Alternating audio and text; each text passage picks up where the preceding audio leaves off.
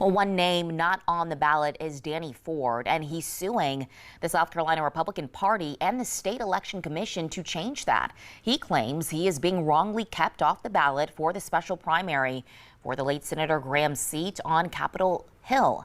The lawsuit says Ford filed all of the required paperwork to run in the GOP special primary, but party officials later told him that he would not be certified as a candidate. Ford is arguing the party is relying on a new rule where GOP candidates had to have been registered at least 90 days and had to have voted in at least 2 of the last 3 statewide primaries.